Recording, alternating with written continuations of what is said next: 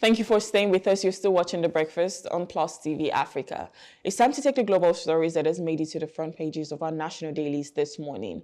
And joining us to review the papers is, Professor Sani Fage. Good morning. Thank you for joining us, sir. Good morning, and thank you for having me. Thank you so much. All right, so we'll begin with the Punch this morning, and the Punch leads with tax reform.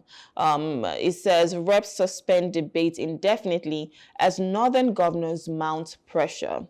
The writer here says 72 lawmakers, Zolam Tambuwal rejects bills, APC slams critics as northern groups protest. What's your take on this whole tax reform bill? I know that it's obviously, for some people, they say it's going to be a better way. For instance, businesses who are not making as much would have the tax exemption. They're going to collapse over all the taxes that we have into about 12. Also, if you're making so much, of course, you would be paying tax as much as you earn. So there's a lot to the reform bill, but I want to get your take on it and the fact that right now the reps are suspending this debate indefinitely because the northern governors are mounting pressure on them. Yeah, you see, the tax reform has generated heat, not because of the policy that it's intended to do, but mainly because of the issue of the distribution of the tax. I think that is where the controversy is, particularly the issue of VAT. This is now trying to polarize the country along north-south, even though I think after the National Economic Council meeting, when the Oyo State Governor come out and read the statement that the bill should be, there is need for consultation. So I think what generates this heat are two things. One, the issue of distributing the tax. Secondly, the way it is being rushed. Okay, we are under a democratic system, so I think there is need for that consultation, at least to douse the tension. But now it is being seen like it is north by the rest. And I think this is not going to augur well for the country, where issues like these are now seen from the angle of ethnic or regionalism perspective. So I think that is not going to be well for the country, and this is where we are now. So with this right now, especially with the fact that some businesses, especially if you're not making as much money, you would have that tax exemption. Isn't that something that everyone should be embracing? Because if we're looking at the economic realities, most businesses are even closing down. They don't have as much to make sure that their business is flourishing or thriving, or even just staying in business. And to put taxes over them might just seem like a lot. So shouldn't we be embracing this, knowing that other businesses will just be able to benefit from this whole tax reform? It's one of the things that makes or bad a country. Where you have excessive tax, that is the implication. Businesses will close, some will migrate, and even those few ones that will continue to operate will jack their own prices, and inflation, will rise again. So I think, yes, there is need, we look at that one, but we should not pick just element of the reform and think this is better. Yeah, there are a lot of things better and good in the proposed reform. Nobody is saying there is nothing good in that. But what people are saying is take it holistically. You cannot have something that eventually will cripple the economy, like what the governors are saying.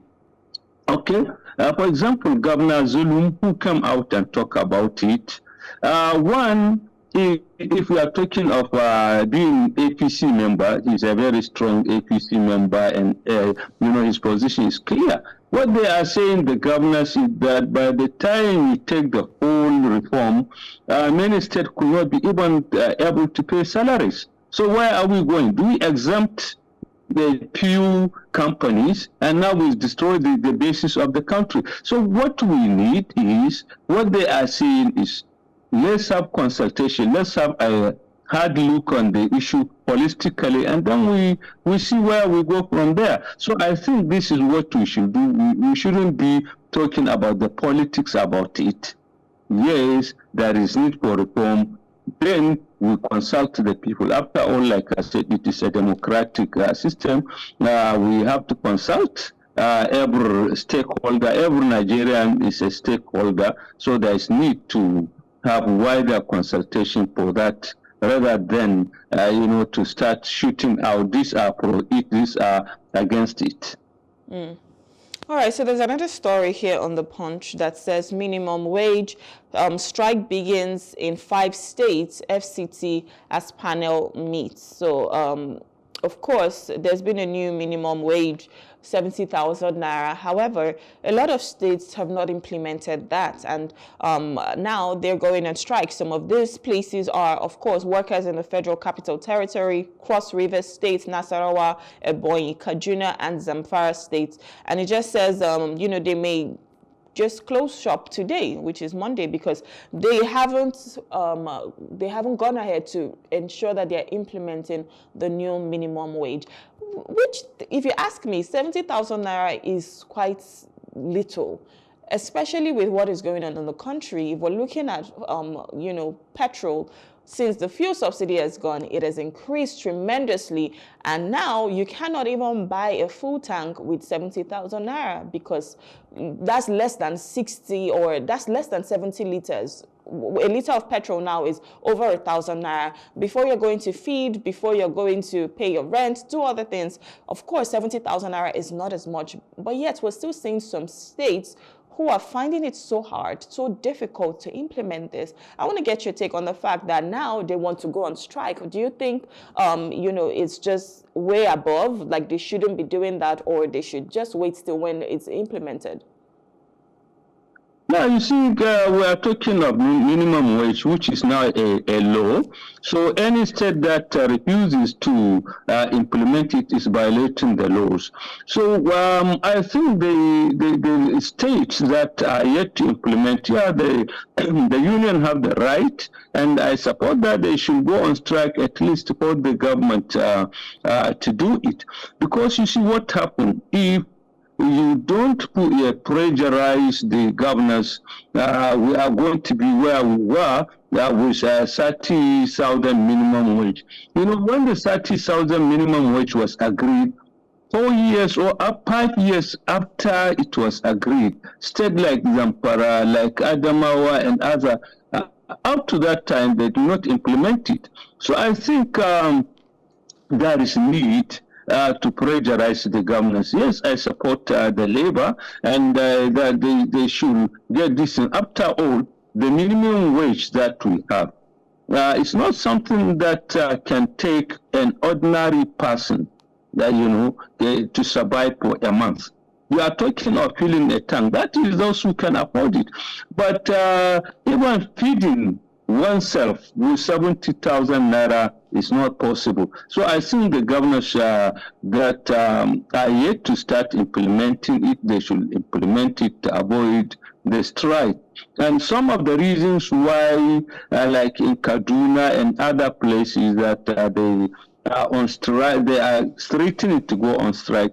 It's not just because the government has not implemented it, but what they call is consequential adjustment with that. So I think the governors should not find a way, to dodge the law. They should be seen to be on the forefront in terms of implementing the laws. So I quite agree with the labor that yes, they have to pressurize the respective state governors to make sure that they implement the national minimum wage. Yeah.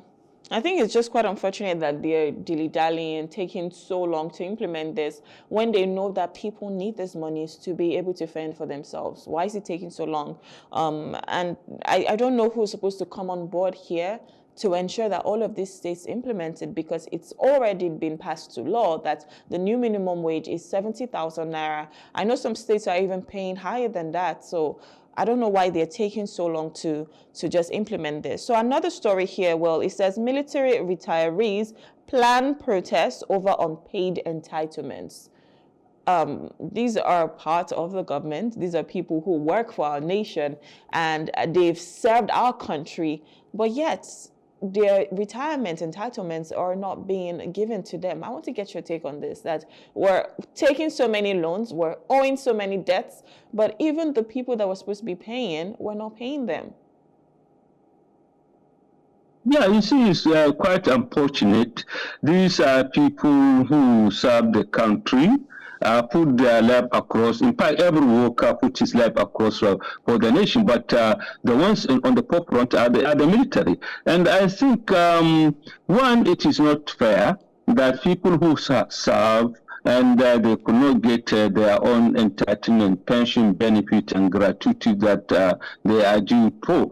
So there is issue on fairness. And secondly, this kind of policies is what pounds, corruption. Because people now realize that if you finish, you serve the country, at the end of it, you now become a beggar. And what will this mean is to give people incentive once they are in positions that they will dip their hand in public purse in order to ensure that at least they don't become beggars like what they are saying. So I think it is unfair. It is also politically dangerous for the country to talk with like the military, like any other sectors. It is dangerous because it will increase corruption, and it is also dangerous for the continuity of the system. Because by the time you now put the army, who are the people who are defending the system, and you give them part of the justification and the reason to start thinking of coming to take over. So I think this is what our leaders do. Look at what happened in the early 70s and 80s. Most of the military coups that we had in Africa, one of the grudges of the military was that they are being neglected. So I think we shouldn't do that one. And another thing is why I say it is also dangerous. These are the people you want to go to tackle the problem of insecurity. So if there is no incentive for them, why should they go? So I think these are all the reasons why our politicians, our leaders should be wary that the military and all security agencies, in fact, all public servants and civil servants should not be made to be thinking of other ways in terms of when they retire, they become beggars. Mm. All right. So another story on the Daily Trust, which still talks about retirement. It says CBN to retire 1,000 offers 50 billion naira payoff. The writers here says they're offering me 97 million for a 4-year service. Another writer says 17 sacked directors yet to be replaced. So there's a lot happening in the CBN right now, it's restructuring, if I may call it that. But the fact that they're about to retire 1,000 people, what do you think of this story? Yeah, you see, what shows is that we in Nigeria have this tendency of a large bureaucracy. CBN alone, retiring 1,000. So how many remain? Which means we have created a very huge bureaucracy in the sector. And that is one of the reasons why the cost of governance is too high in Nigeria.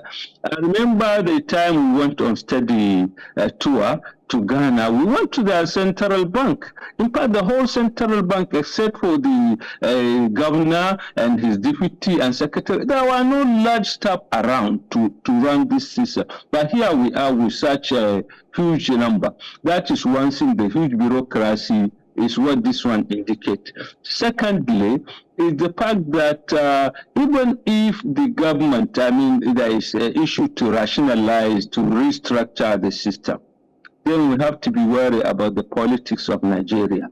By the time you do this one, I'm sure it is going to generate heated political debate, especially if some people are seen, to be negatively affected, or some part of the country is negatively affected, or that when you are now filling in the gap, you are also putting in something. So I think this is what they should be mindful about. There should be justice, there should be fairness, there should be equity in terms of that. And the people who are going out, I think they should be given their own entitlement. Somebody who said they are giving him 97 million after serving for 4 years. I think, yes, bankers don't have gratuity, they don't have pension.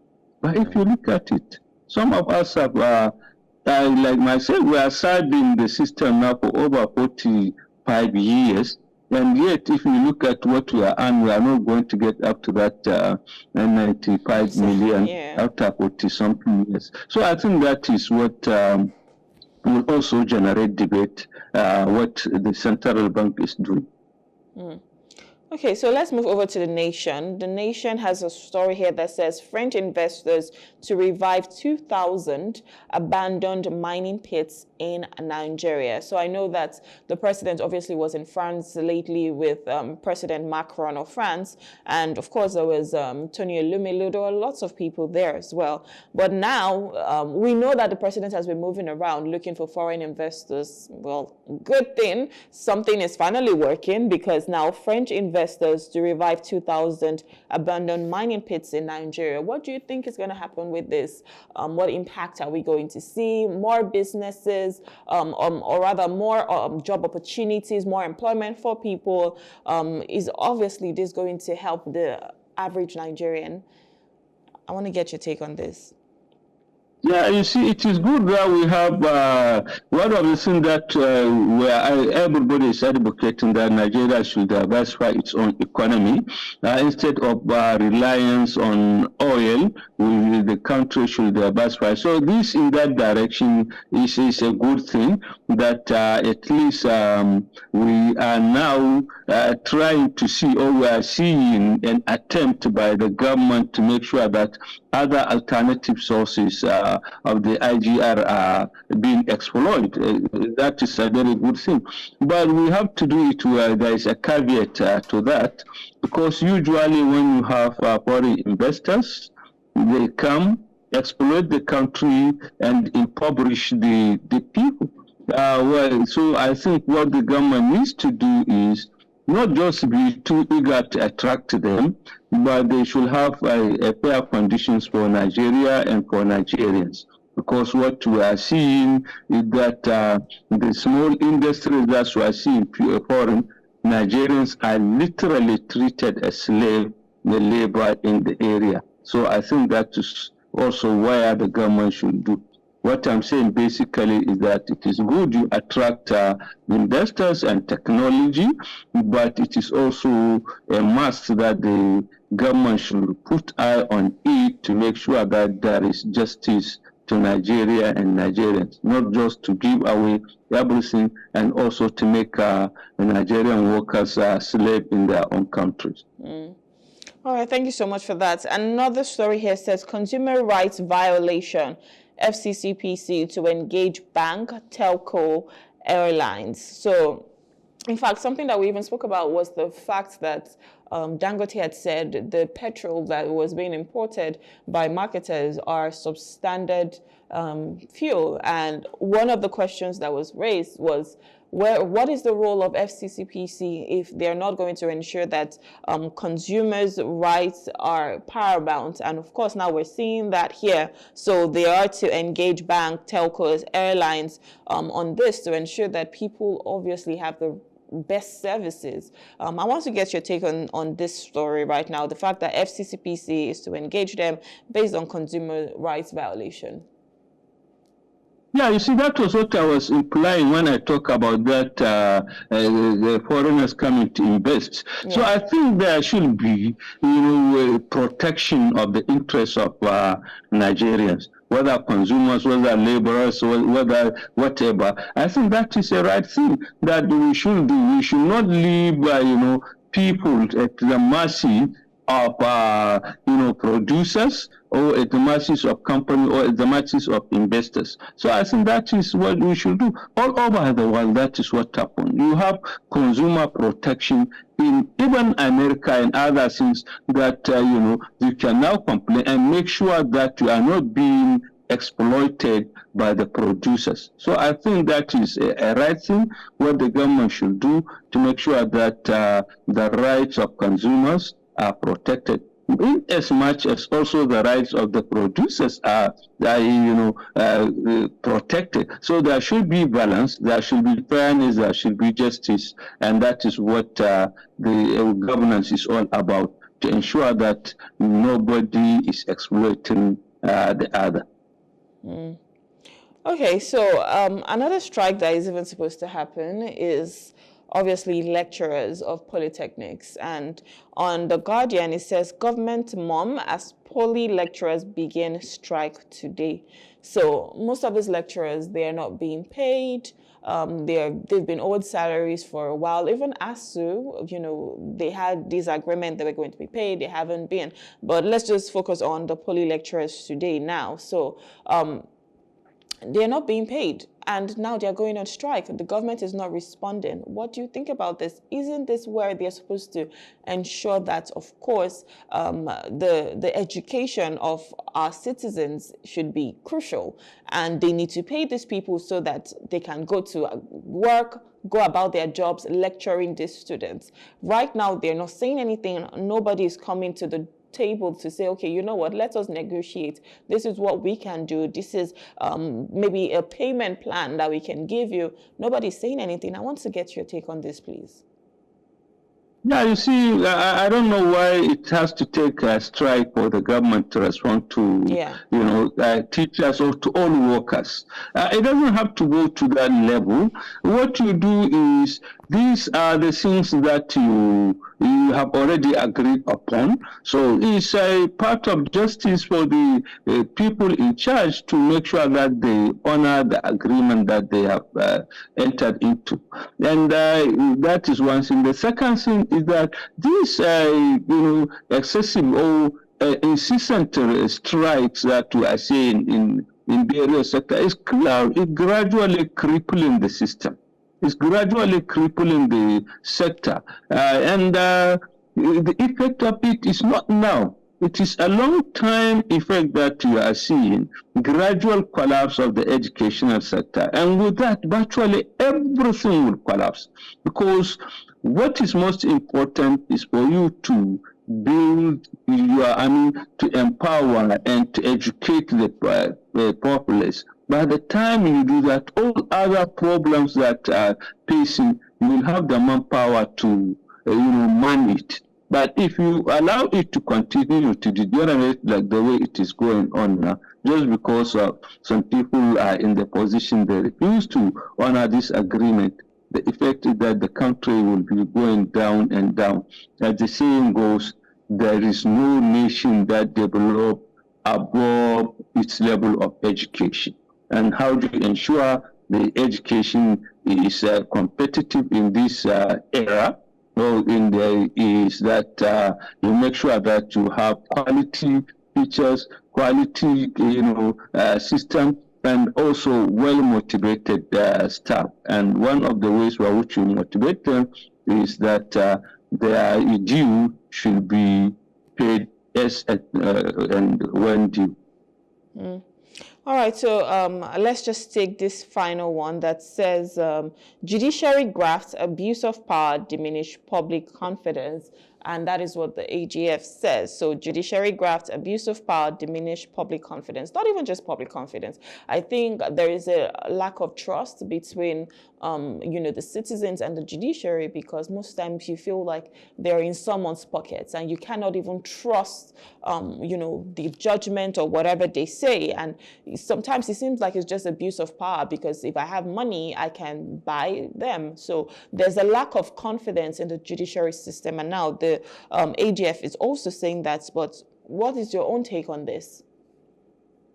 Yeah, you see, lack of confidence, lack of trust is a very dangerous thing. If people, lose confidence in the judiciary, what it will amount is that they will take laws into their hands. And that is going to be a recipe for anarchy for the country. So I think that is one thing. And the second thing is, I said this word today several times, the issue of fairness and justice. You must have, a judiciary which is seen to be just and fair. They might not only act as just and fair, they must be seen to be being just and fair. So I think one of the things that they need is to build up their credibility. Because if they are seen to be mere tools of the power that to be, so I think it is a dangerous thing. And I think the AGF is right. And it's not just for him to cry, but they should take measures to cleanse the judiciary to make sure that it, get back to its own glory in the past, or glorious past. All right. Thank you so much. This is where we have to wrap it up on this segment right now. Professor Kamilu Sani Fage, I want to say thank you so much for coming. It's always a pleasure having you on our program discussing the papers. Thank you. Thank you for having me. Thank you, sir. Have a wonderful day. We'll be speaking with Professor Kamilu Sani Fage. He's from the Department of Political Science, Bayero University, Kano. And we've just been taking the global stories that has made it to the front pages of our national dailies. We'll go on a short break now. When we return, we'll be discussing Port Harcourt Refinery. So please stay with us.